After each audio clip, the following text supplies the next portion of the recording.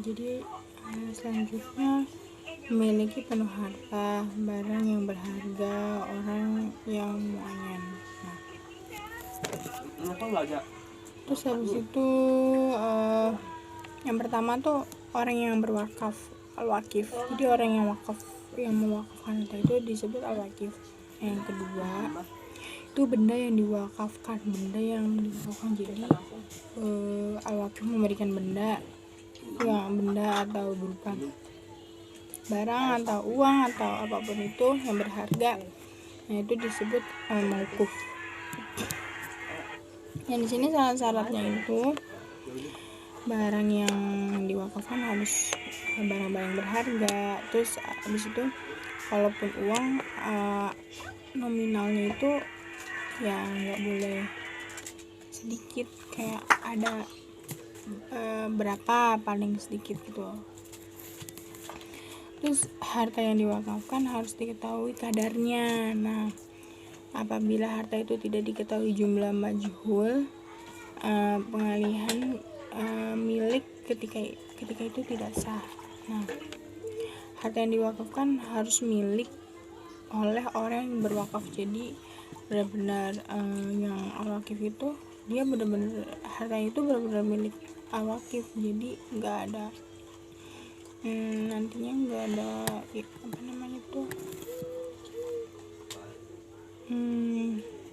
lancar aja gitu untuk mewakafkan hartanya. Nah, harta yang diwakafkan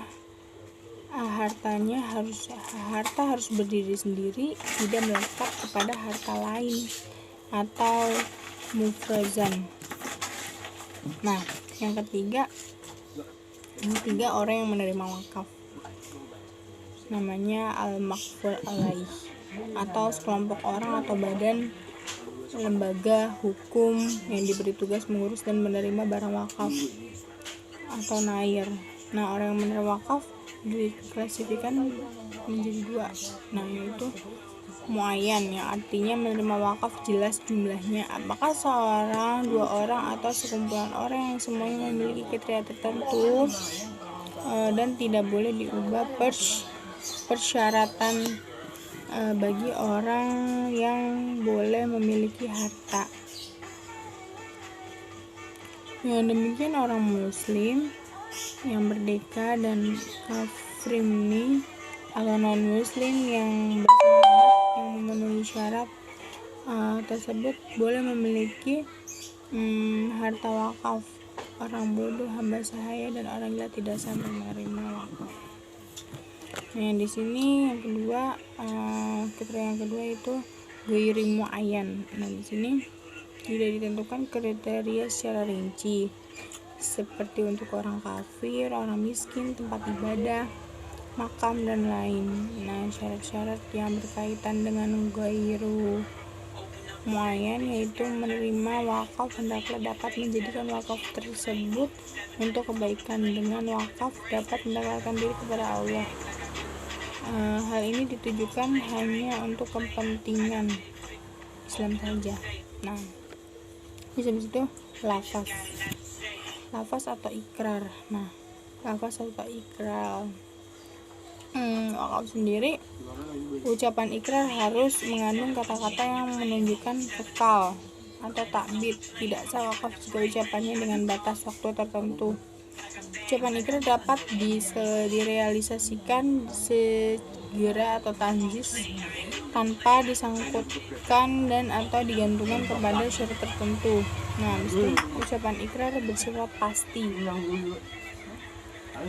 Ucapan ikrar wakaf tidak diikuti oleh syarat yang membatalkan. Jadi itu ucapan ikrar wakaf tersebut bisa menggunakan tulisan, lisan, atau isyarat. Contohnya kalau lisan kayak sedekatu wakaf, saya memberikan harta benda ini untuk yang kepada penerima wakaf.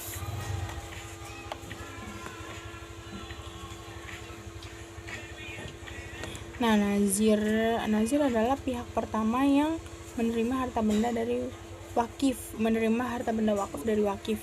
Nah, untuk dikelola dan dikembangkan sesuai dengan peruntukannya. Nah,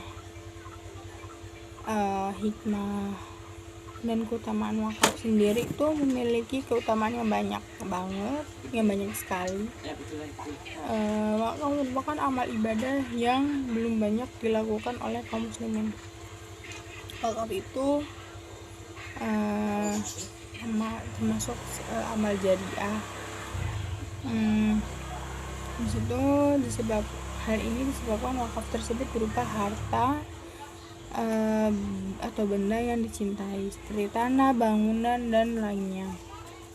Jika seorang mengetahui betapa besar pahala yang diraihnya dengan berwakaf, maka boleh jadi kaum muslimin akan berbondong-bondong melakukan wakaf meskipun hanya sekedar 1 meter tanah. Memberi wakaf akan tetap menerima pahala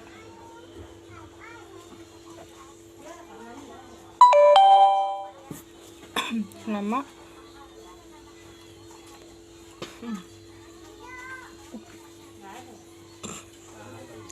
wakafnya dapat dimanfaatkan oleh orang lain. Nah, penjelasan selanjutnya akan dijelaskan oleh Fadili kami, rekan kelompok saya. Terima kasih. Wassalamualaikum warahmatullahi wabarakatuh.